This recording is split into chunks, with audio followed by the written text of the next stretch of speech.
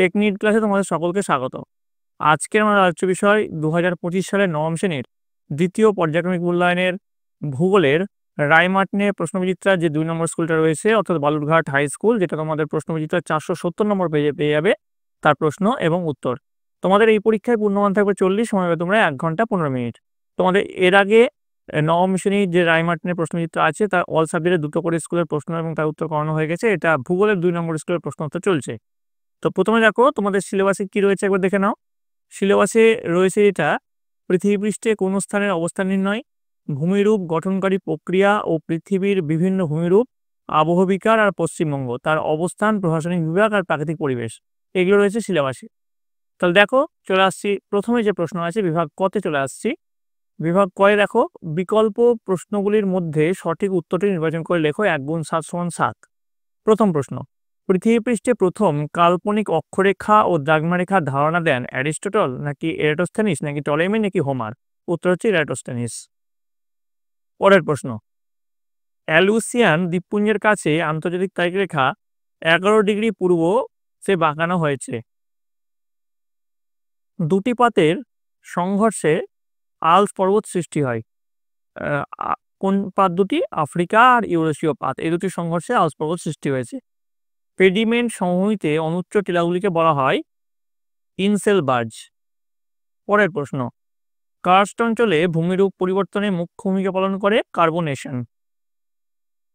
পরের প্রশ্ন, উত্তর পূর্ব ভারতের প্রবেশদ্বার বলা হয় কাকে? উত্তর লিখবে শিলিগুড়িকে। নেক্সট প্রশ্ন, পশ্চিমী ঝঞ্ঝা লক্ষ্য করা যায় কবে? শীতকালে। নিম্নলিখিত প্রশ্নের উত্তর দাও। বিকল্প প্রশ্ন লক্ষণীয় 1 × 8 = 8। প্রথম প্রশ্ন চলে যাবো আমরা। দেখো নিম্নলিখিত বাক্যগুলি সত্য হলে সু এবং মিথ্যা হলে মি লিখবে। রাশিয়ার প্রমাণ দ্রাঘিমারেখার সংখ্যা সর্বাধিক, তা শুদ্ধ। আবহবিকারের ফলে চূর্ণ বিচূর্ণ শিলা পর্বত ঢালে যখন জমা হয় তখন তাকে ট্যালাস বা ব্রি বলে, এটা মিথ্যা। পশ্চিমবঙ্গের শুষ্কতম জেলা পুরুলিয়া, এটা সত্য, জন্য সু লেখা হয়েছে। ঠিক আছে, চলে আসবো পরের প্রশ্ন। শূন্যস্থান পূরণ করতে বলেছে 1 × 3 = 3। প্রথম প্রশ্নে চলে যাবো, ড্যাশ প্রক্রিয়ায় এ স্তর থেকে বিস্তরে সঞ্চিত হয়। ড্যাশ প্রক্রিয়ায় পদার্থ এ স্তর থেকে বিস্তরে সঞ্চিত হয়। উত্তর হচ্ছে সঞ্চয়ন প্রক্রিয়ায় পদার্থ এ স্তর থেকে বিস্তরে সঞ্চিত হয়। নেক্সট প্রশ্নে চলে যাবো। দেখো 2 নম্বর প্রশ্ন, কৃত্রিম উপগ্রহের মাধ্যমে ভূপৃষ্ঠে কোন স্থানের অক্ষাংশ দ্রাঘিমাংশ উচ্চতা নির্ণয়ের পদ্ধতিকে ড্যাশ বলে? উত্তর লিখবে জিপিএস বা ভূ গণনা বলে। নেক্সট, হটস্পট দিয়ে ম্যাগমার ঊর্ধ্বমুখী প্রবাহকে প্লুম বলে বা প্লুম বা প্লিউম। নেক্সট দেখো 2-1 কথায় উত্তর দাও, যে কোনো দুটি। 1 × 2 = 2। প্রথম প্রশ্ন, কোন আগ্নেয় পর্বতকে ভূমধ্যসাগরীয় আলোকস্তম্ভ বলা হয়? উত্তর লিখবে স্ট্রম্বলি আগ্নেয়গিরিকে ভূমধ্যসাগরীয় আলোকস্তম্ভ বলা হয়, এটি সিসিলির উত্তরে একটি আগ্নেয় দ্বীপ। পরের প্রশ্ন, চুনাপাথরযুক্ত অঞ্চলে রাসায়নিক আবহবিকারের ফলে সৃষ্ট লৌহকণা সমৃদ্ধ ভূ অভ্যন্তরকে কি বলা হয়? উত্তর বরেন্দ্রভূমি বলতে কি বোঝো? উত্তর লিখবে দক্ষিণ দিনাজপুর ও মালদার পূর্বাংশে মহানন্দা নদী অববাহিকার প্রাচীন ও অনুর্বর পলিগঠিত সমভূমিকে বরেন্দ্রভূমি বা বারিন্দ বলা হয়, এটি একটি তরঙ্গায়িত সমভূমি। বৈশিষ্ট্য, এই অঞ্চলটি প্রাচীন পলি দ্বারা গঠিত। 2, লাল রঙের ল্যাটেরাইট মাটি দেখা যায়। পরের প্রশ্ন, বিভাগ গতে চলে আসছি আমরা। দেখো নিচের প্রশ্নগুলির সংক্ষিপ্ত উত্তর দাও। 2 × 4 = 8। প্রথম প্রশ্ন, রাত্রিবেলা কোন স্থানের অক্ষাংশ কিভাবে নির্ণয় করা যায়? উত্তর লিখবে রাত্রিবেলা আকাশে ধ্রুবতারার কৌণিক উন্নতি পরিমাপ করে কোন স্থানের অক্ষাংশ নির্ণয় করা যায়, কারণ ধ্রুবতারার উন্নতি কোণই ওই স্থানের অক্ষাংশের প্রায় সমান হয়। পরের প্রশ্ন, অথবা দেওয়া আছে নিরক্ষরেখা বরাবর হাঁটলে এবং মূল মধ্যরেখা বরাবর হাঁটলে কিসের পরিবর্তন হয়? একজন পর্যটক যদি নিরক্ষরেখা বরাবর হাঁটতে থাকে তাহলে তাকে দ্রাঘিমারেখা অতিক্রম করে যেতে হবে। পৃথিবী নিজেও মেরুদণ্ডের চারিদিকে পশ্চিম থেকে পূর্ব দিকে একবার আবর্তন করতে সময় নেয় 1 দিন বা 24 ঘন্টা, অর্থাৎ 360 ডিগ্রি ঘুরতে পৃথিবীর সময় নেয় প্রায় 1440 মিনিট। সুতরাং 1 ডিগ্রি দ্রাঘিমা অতিক্রম করতে পৃথিবীর সময় নেয় 1440 / 360 মানে 4 মিনিট। তাই নিরক্ষরেখা বরাবর হাঁটলে প্রতি 1 ডিগ্রি দ্রাঘিমা অতিক্রম করলে 4 মিনিট করে সময়ের পার্থক্য হবে। পর্যটকটি যদি পূর্ব দিকে এগোতে থাকে তাহলে 1 ডিগ্রি দ্রাঘিমার পার্থক্যের সময় 4 মিনিট করে এগিয়ে যাবে, আর পশ্চিম দিকে এগোতে থাকলে একই কারণে 4 মিনিট করে পিছিয়ে যাবে। পরের প্রশ্ন, গিরিজনীয় আলোড়ন কাকে বলে? উত্তর লিখবে ভূ আন্দোলনের ফলে ভূপৃষ্ঠের শিলাস্তরে প্রবল পার্শ্বচাপের সৃষ্টি হয়ে ভঙ্গিল পর্বত গঠিত হলে সেই আলোড়ন বা প্রক্রিয়াকে গিরিজনী আলোড়ন বলে। পরের প্রশ্ন, অথবা দেওয়া আছে মালভূমি খনিজ সম্পদে সমৃদ্ধ কেন? উত্তর লিখবে মালভূমি অঞ্চলগুলি সাধারণত প্রাচীন আগ্নেয় ও রূপান্তরিত শিলা দ্বারা গঠিত হয়। এই শিলাগুলিতে বিভিন্ন মূল্যবান খনিজ পদার্থ সঞ্চিত থাকে এবং মালভূমি অঞ্চলে ক্ষয়কার্যের ফলে এই খনিজগুলি ভূপৃষ্ঠের কাছাকাছি উন্মুক্ত হয়ে পড়ে, তাই মালভূমি খনিজ সম্পদে সমৃদ্ধ হয়। পরের প্রশ্ন, থর মরু অঞ্চলের অধিবাসীরা বিকেলে গোলাগুলির শব্দ শোনে কেন? উত্তর লিখবে ভারতের রাজস্থানে থর মরুভূমি অবস্থিত। মরুভূমিতে দিন ও রাতের উষ্ণতার প্রসর খুব বেশি হয়, ফলে বিষম প্রকৃতির খনিজ দ্বারা গঠিত শিলায় একই উষ্ণতায় খনিজগুলির সংকোচন ও প্রসারণ হার ভিন্ন হওয়ায় শিলাঘাতে প্রবল পীড়ন ও টানের সৃষ্টি হয়। ফলে খনিজগুলি তীব্র বেগে মূল শিলা থেকে বন্দুকের গুলি ছোটার আওয়াজের মতো শব্দ করে বিচ্ছিন্ন হয়ে যায়। সেখানে আসলে কেউ বন্দুক ছোড়ে না, তাই রাজস্থানের অধিবাসীরা বিকেলের দিকে বন্দুক ছোড়ার আওয়াজ শুনলেও বন্দুকধারীকে দেখতে পায় না। পরের প্রশ্ন, তুহিন খণ্ডীকরণ কি? উত্তর লিখবে শীতল জলবায়ু অঞ্চলে দিনের বেলায় শিলার ফাটলে জল জমে রাতের বেলায় তাপমাত্রা হিমাঙ্কের নিচে নেমে গেলে সেই জল বরফে পরিণত হয়। বরফের আয়তন জলের চেয়ে বেশি হয়, এটি শিলার ফাটলে চাপ সৃষ্টি করে এবং বারবার এটি ঘটতে থাকলে শিলা ভেঙে ছোট ছোট খণ্ডে বিভক্ত হয়। এই প্রক্রিয়াকে তুহিন খণ্ডীকরণ বলে। পরের প্রশ্ন চলে যাবো, দেখো 3 বিঘা করিডোর কি? উত্তর লিখবে 3 বিঘা করিডোর হলো ভারত ও বাংলাদেশ সীমান্তে অবস্থিত একটি সংকীর্ণ ভূখণ্ড, যা ভারতের মূল ভূখণ্ডের সঙ্গে বাংলাদেশের দহগ্রাম ও আঙ্গরপোতা ছিটমহলকে যুক্ত করার জন্য ভারত কর্তৃক বাংলাদেশকে ইজারা দেওয়া হয়েছে। আচ্ছা, 3 বিঘা করিডোরের আয়তন কতটা তোমরা যদি জানো কমেন্ট বক্সে অবশ্যই জানাবে। কমেন্টে তোমাদের বিদ্যালয়ের নাম এবং কে কোন জায়গায় দেখছো সেটা কিন্তু লিখতে ভুলবে না। পরের প্রশ্ন, পর্জল মাটির দুটি বৈশিষ্ট্য লেখো।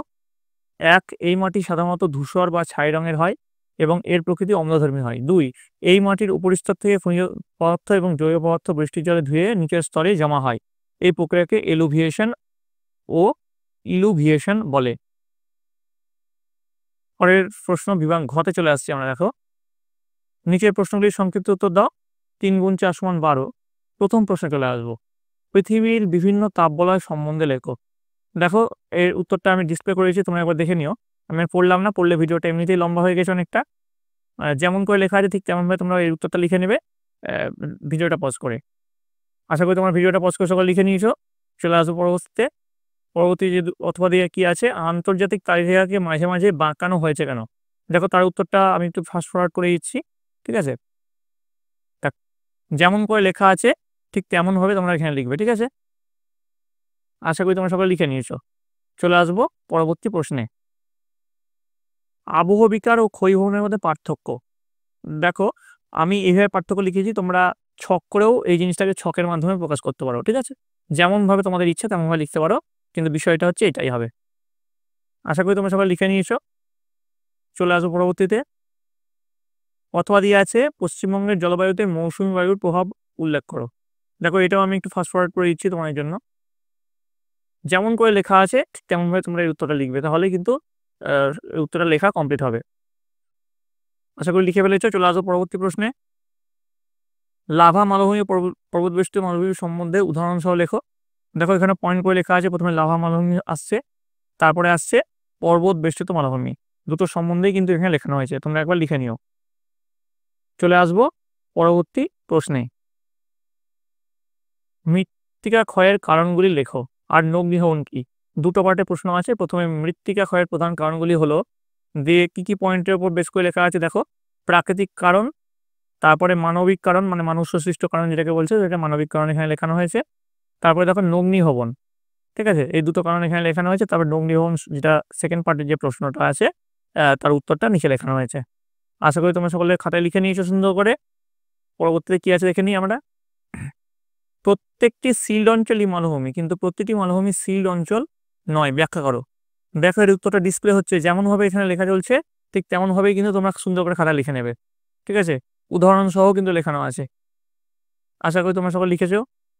এটা যদি তোমাদের সকলে লেখা হয়ে থাকে তাহলে আমরা চলে যাব পরবর্তী যে প্রশ্ন আছে, অথবা দিয়ে পশ্চিমবঙ্গের সক্রিয় বদ্বীপ অঞ্চলের নদ নদীর বৈশিষ্ট্যগুলি আলোচনা করো। দেখো গুরুত্বপূর্ণ বৈশিষ্ট্য পয়েন্ট ওয়াইজ এখানে লেখানো হয়েছে, 1, 2, 3, 4 চারটে পয়েন্টে লেখানো হয়েছে।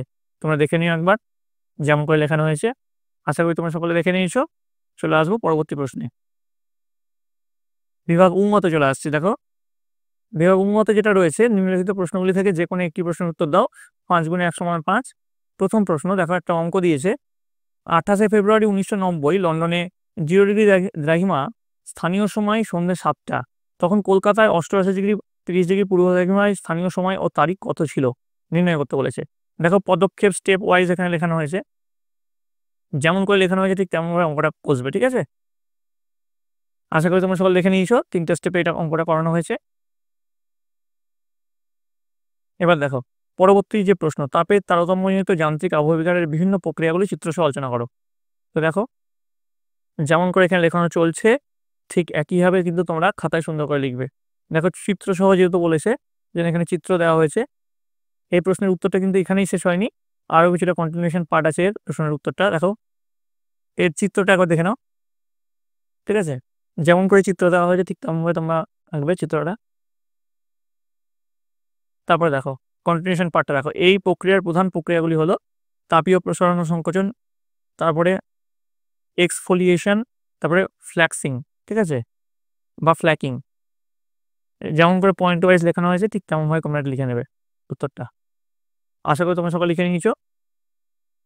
এই গেল তোমাদের নবম শ্রেণীর দ্বিতীয় পর্যায়ক্রমিক মূল্যায়নের ভূগোলের প্রশ্ন এবং তার উত্তর। তোমাদের যদি ভিডিওটা ভালো লেগে থাকে অবশ্যই একটু লাইক করবে, বন্ধুদের কাছে অনেক অনেক শেয়ার করবে। আর এর পরবর্তীতে তোমরা কোন সাবজেক্টের প্রশ্ন উত্তর চাও সেটা অবশ্যই কমেন্ট লিখে জানাবে, এবং কমেন্টে তোমাদের বিদ্যালয়ের নাম এবং কে কোন জায়গা থেকে দেখছো সেটা কিন্তু লিখতে ভুলবে না। আর রাইমার্ট নিয়ে কোন স্কুলের প্রশ্ন দরকার সেটাও কিন্তু কমেন্ট লিখে জানাবে। আর এই প্রশ্ন যে তোমাদের হুবহু পরীক্ষার কোনো মানে নেই, এরকম টাইপের তোমাদের প্রশ্ন আসবে। তোমরা বইটায় খুঁটিয়ে পড়ো, আমি তোমাদের জন্য চ্যাপ্টারের সাজেশন খুব তাড়াতাড়ি নিয়ে আসবো, তার জন্য তোমাদের সকলকে কিন্তু এই চ্যানেলের সঙ্গে যুক্ত থাকতে হবে। তোমরা সকলে মন দিয়ে ভালো করে পড়াশোনা করো, তোমরা সকলে ভালো থাকো, তোমরা সকলে সুস্থ থাকো।